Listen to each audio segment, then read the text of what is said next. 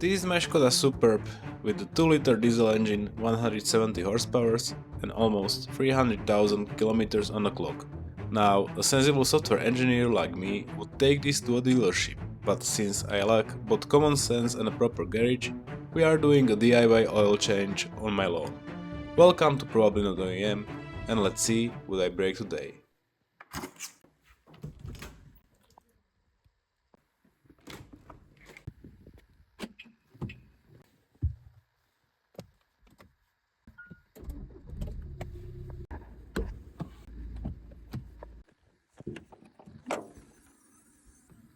Hey guys, so while I'm waiting for the parts for my BMW project, I realized that now it's a good time to make a well-deserved oil service for my daily Škoda Superb, as recently I'm driving, let's say, 2,500 kilometers per month. I think it's a good idea to make an oil service. Also, I apologize for those who are watching my videos and was waiting for my new video about engine malfunction and resolving that EGR issue on my BMW. I think it's 4 months, 5 months since the last video, and the video is still not out, simply because I cannot fix it. Let's pray for the best, but now let's focus to my Superb. Let's start with the air filter, pollen filter, cabin filter. Of course, oil filter, 5 liters of oil. I bought this Helix Ultra 5W30, but then I realized it's only 4 liters and I couldn't get 1 liter of the same oil. Both of the oils have 502/507 standard from VW, so it's fine. And last but not least, the fuel filter together with new fuel filter housing bolts, because last time here I stripped socket. I really hope I could extract that broken piece out and replace that fuel filter. Also, as you could realize, I'm not at my place. I'm in the same village but in a different place, because here is the ground from concrete and or something like concrete-ish, and it's more flat than our ground at the backyard. And the second reason is that on the backyard is my BMW standing without life. Over the edge, feel like I'm floating through the air. With the car securely jacked up to the air from the ground, let's proceed with replacing this engine undercover. It will be a little bit trickier to film, but I will do my best. But if I wouldn't be able to do so, I think I covered that part in my previous video when I filmed the change of coil and springs. You should get the idea. Few bolts, nothing special. So now a little undercar gymnastic, and this cover is held by a couple of T25 screws and a few 30mm bolts. Hello, underside of the car. Yeah. Cool. And on the back there is... Oh! Actually,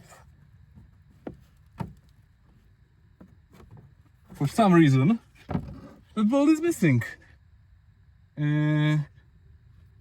Okay. Okay, next step. Take off the top engine cover. Done. Now, open a lid. Helps oil to drain, flow out a little bit. The oil is pretty warm. I try to warm it at least to 50 degrees Celsius. Now, I believe this bracket here, so I can get into the oil filter. Here, take off the bracket.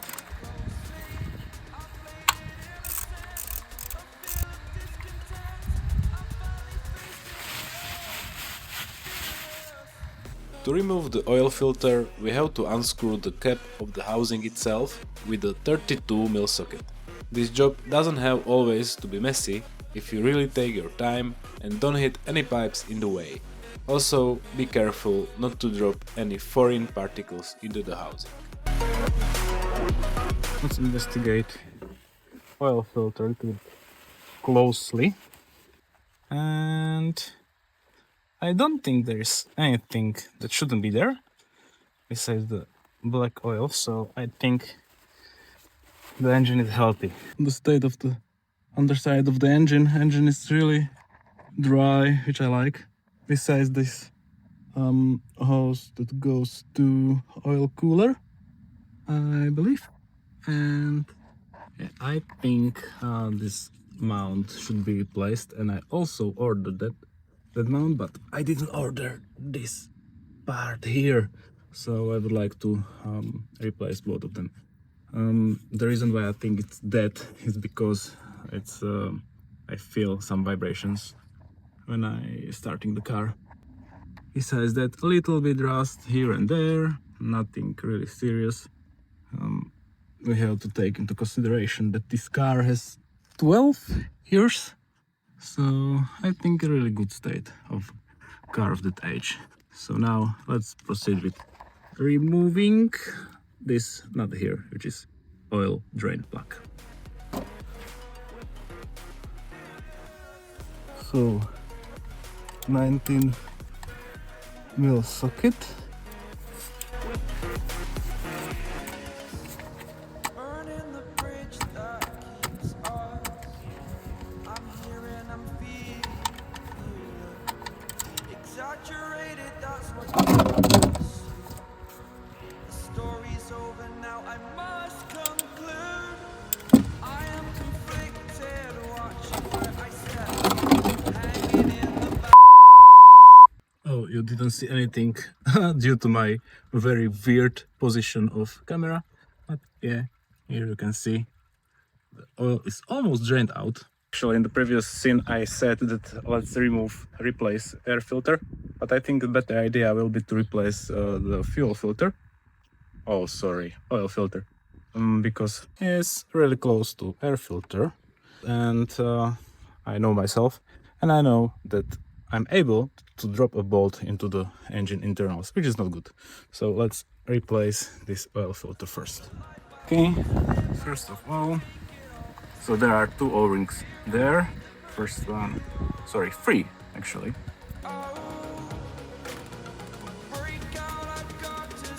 Okay, the top one. Okay, here is new oil filter from Mana. I believe, as it says top here, which goes inside the housing.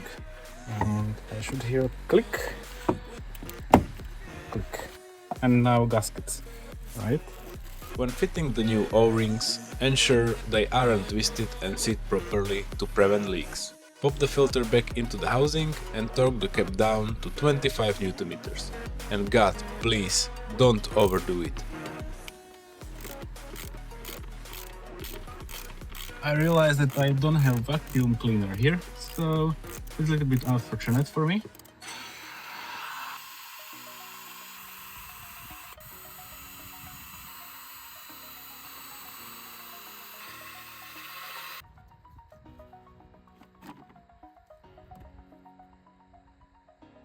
Inside looks clean, and the air filter, yeah, it deserves definitely a replacement.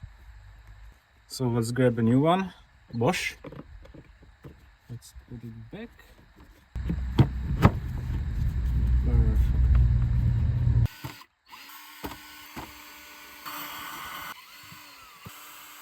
Perfect. With air filter done, let's replace the copper washer from the oil plug, then tighten it, 10 Newton meters, I believe, and then yeah, fill the oil.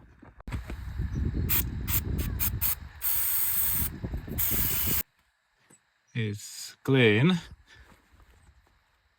new copper washer here, but let me say that I'm very or no very, but a little bit retarded, as I mixed all the different sizes of the copper washers together. Why not? Okay, so the drain plug is tightened to 25 Newton meters. I did it by hand, so it's approximately, but I was gentle, I promise. Now let's fill 4 liters of this juice here, and then check the oil level. Yay. Oh yes.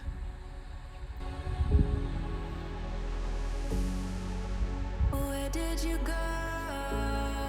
My heart's on a Okay, fresh oil here. Let me clean it a little. How can I be so? Does seem like. Let's have a closer look. It does seem like I have almost full engine, or the required amount of oil is there. Once I will start the car, then the oil will be pumped to the oil filter and some oil will be still missing. Put the brake back on because I'm done with the oil filter. Put it here. Don't drop into the engine, please, for God's sake. Is this the right placement of the bracket pipe packing gun? I really hope so. Yeah, otherwise, yeah. I really hope. Okay, nice. Let's put this back. Before I will be replacing fuel filter, let's check the level of coolant, and if you can see here, and you probably couldn't, but I'm little bit on the lower spec of the required amount of coolant, and that's because the EGR cooler pipe, I believe, somewhere down there, and you can see it, it doesn't fit properly, and I don't have to tackle this right now, but the coolant is slowly dripping out. Yeah, I have definitely fixed it, but it's not that bad. Yeah, but any leakage is not good for you, for your wallet, for your car. So definitely something to have on my mind to fix it. But let's fill the coolant a little bit. I have a spare bottle of coolant in my trunk, and the engine should be cold enough to not make any harm to me, right? Right? Yeah, probably yes. Please, oh God, please. I have to be more careful with the oil. With that oil. It should be enough. Let me check. Now I'm on the higher level of spec for the coolant. Okay, so now the funny part. My plan is following. I will drill the hole here and use an extractor to extract the bolt. And in theory, it should work. Unfortunately, working on my BMW, I dropped down into the engine bay the smallest extractor, which will fit perfectly here. And the second one, second smallest, I snapped. So I have to use the snap part, or I have to find out another way how to tackle this, because the third one or the middle size extractor is simply too big for this. This is the carbide drill, and this goes through it like through the button. Once the drilling will be done, cleanup is critical. I'm using a magnet to grab all the metal shavings from the top, but more importantly, you need to extract the remaining diesel from the housing. Any tiny metal particles getting past here could easily destroy the high pressure fuel pump or the injectors. It's a bit tedious, but skipping this step could turn a cheap service into a financial disaster. Yes.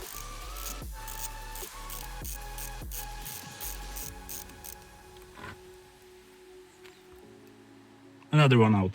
So all of the bolts are out, which is very fine, very nice, very fine. Rip English. Very nice. I was able to reuse this snap extractor.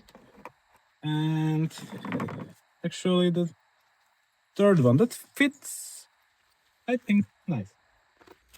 Unfortunately my camera will die in a minute, but I opened the package with the new bolts and let me try to show you. I don't think I will be able to show you the whole process or the full process.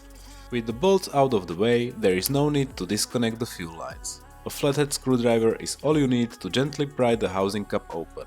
When pulling the old filter out, keep a rag handy because it's completely soaked in diesel. To clean out old fuel, I'm using a cheap Amazon brake bleeder kit. It works perfectly for this job.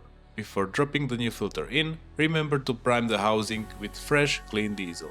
Running the high pressure pump dry even for a few seconds is something your wallet will definitely regret. It's getting a little bit darker, as you can tell. And the last step to successfully finish my oil service is to remove the cabin filter. So we have to undo these two box here and on the other side as well.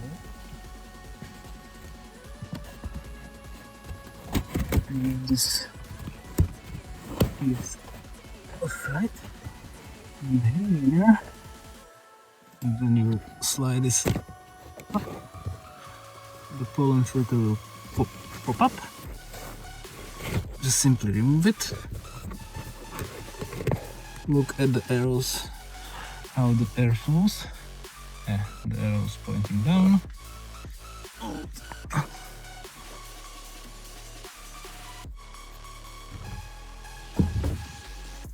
Put it in.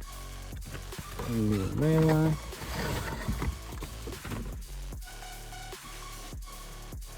What kind of shitty cabin filter is this? Oh my god, what I bought! That's not good. I cannot do it. On one hand, I managed to put it there.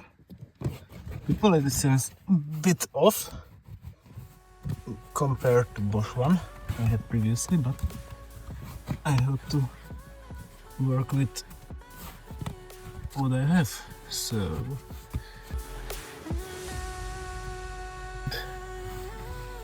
another one. Okay. Done. Oh, that light is terrible. Even worse than terrible. Never mind. Very last thing what I wanna show you is how to reset the oil change interval. I'm using obdeleven application and the obdeleven scanner. So if you are using something else, then you have to Google how to do it. Yeah, perfect. The light.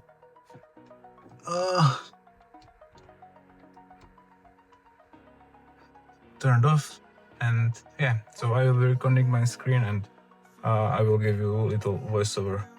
What are the steps I am currently taking? To finish up the service, we need to reset the service interval reminder. I'm using obdeleven application here, but any decent diagnostic tool will do the job. In fact, on most VAG cars, you can even achieve this manually by using the right combination of buttons on the dashboard instrument cluster. Inside the application, we need to head over to the dashboard cluster unit and open up adaptation channels. First, I'm clearing the distance driven from the last inspection, followed by resetting the time from inspection back to 0. Then, we define the maximum distance limit to 10,000 kilometers, and then maximum time interval to 1 year. Next, I'm wiping the distance covered for the fixed inspection interval, as well as the days elapsed since the last time dependent service. And finally, saving the new reset values for the upcoming service cycle. And that should be it. Now when I turn on the ignition, which already is, I'll turn on the engine. Perfect. No warning about oil service change or something like that. Everything seems fine. Okay guys, so I would like to sum up this video. Everything went really smooth. I had to knock down on my forehead, or it's supposed to be knocked on a wood, but my head is like a wood sometimes. Unfortunately my camera died, so you weren't able to see one of the crucial pieces in the video, and it's the replacement of fuel filter, but it is what it is, I guess. But besides that, everything went really smooth. Oil is new, all the filters are new. I was able to drill out snap bolts in the fuel filter housing, which is pretty big achievement here. And yeah, Superb is driving like a new. It has almost 300,000 kilometers on the clock, but the engine runs really well. And I told you that this is my daily drive, and I'm driving around 2,500 kilometers per month, so for me it's really important the engine stays in the best shape it possibly can. So yeah, if you enjoyed this video, give me some feedback, maybe comment it, give it a like, or maybe consider subscribing. It doesn't cost you anything, and to me it's really important, and it helps me a lot. I'm really enjoying recording such videos, and the very next video will be either about E87, it should be finished in couple days, or replacement of the drive shaft. I already bought the drive shaft on this Superb, so that's another thing that had to be done here, because I am hearing a knocking noise from a driver's side drive shaft. Yeah, thank you for watching guys, and see you in the next one. Ciao.